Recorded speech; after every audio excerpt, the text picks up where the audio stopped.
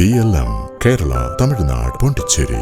30ാമത് രാജ്യാന്തര ചലച്ചിത്രമേളയിൽ തിയേറ്ററിനുള്ളിലെ അതിജീവന കഥകൾ പോലെ തന്നെയാണ് മേളയിലെ പുറം കാഴ്ചകളും. തെരുവോരങ്ങളിൽ ഇരുന്ന് വരച്ച സ്കെച്ചുകളും ചിത്രങ്ങളും വിൽപ്പനയ്ക്ക് വെക്കുമ്പോൾ കിട്ടുന്ന വരുമാനത്തിൽ നിന്നാണ് പഠനത്തിനും യാത്രാ ചെലവുകൾക്കുമായി കൊല്ലം സ്വദേശി അജിനാസ് പണം കണ്ടെത്തുന്നത്. IFFKയുടെ പ്രധാന വേദിയായ ടാഗോറിന്റെ കവാടത്തിലെ ഇളകിയാടുന്ന മരച്ചില്ലയിൽ കുറച്ച് ചിത്രങ്ങൾ കാണാം. സിനിമാ പോസ്റ്ററുകൾ മാത്രമല്ല, ഒരു നാടിനെയാകെ ഒപ്പിയെടുത്ത കുറച്ച് മനോഹരമായ ചിത്രങ്ങൾ.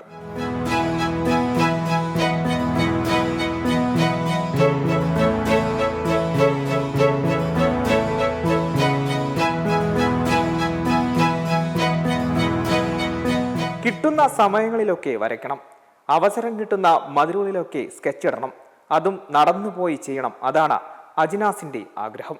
പഠനത്തിനും വഴിച്ചെലവിനും വീട്ടുകാരോട് കൈനീട്ടാൻ കൊല്ലം സ്വദേശിയായ അജിനാസിന് താല്പര്യമില്ല. തെരുവിൽ നിന്ന് വരച്ച ചിത്രങ്ങളും സ്കെച്ചുകളും യൂണിവേഴ്സിറ്റി കലോത്സവ നഗരിയിൽ വിൽപ്പനയ്ക്ക് വെച്ചപ്പോൾ നല്ല പ്രതികരണങ്ങൾ കിട്ടിയതോടെ അജിനാസ് അത് കുറച്ചുകൂടി വിപുലപ്പെടുത്തി. സിനിമാ സ്റ്റാറുകളുടെയും പല പ്രമുഖരുടെയും ചിത്രങ്ങൾ വിൽപ്പനയ്ക്ക് വെച്ചപ്പോൾ കാഴ്ചക്കാരുടെ എണ്ണത്തിലും വിൽപ്പനയിലും വലിയ നേട്ടമുണ്ടാക്കി. ആദ്യം ട്രിവാൻഡ്രം ബേസ്ഡ് കുറേ സ്കെച്ചസ് ഉണ്ട്, അർബൻ സ്കെച്ചസ് എന്ന് പറയും. അത് ഞാൻ അങ്ങനെ നടന്നു പോയിട്ട് ഓരോ സ്ഥലങ്ങൾ കാണും, അത് വരയ്ക്കും, അത് സെയിലിന് ചെയ്യാറുണ്ടായിരുന്നു. അതിൻ്റെ കോപ്പീസ് സെയിലിന് ഇടാറുണ്ടായിരുന്നു. അങ്ങനെ കഴിഞ്ഞ യൂണിവേഴ്സിറ്റി കലോത്സവത്തിന് അത് സെയിലിന് ഇട്ടായിരുന്നു. അതിൽ നിന്നൊരു ഫണ്ട് കിട്ടി അങ്ങനെ നടന്നാണ് ട്രാവൽ ചെയ്യുന്നത്. അപ്പം പിന്നെ അത് പതുക്കെ ഇഞ്ചുറി ആയി, ഞാൻ അത് ഡ്രോപ്പാക്കി. അപ്പം തൽക്കാലത്തേക്ക് മാറ്റി വെച്ചേക്കാണ്.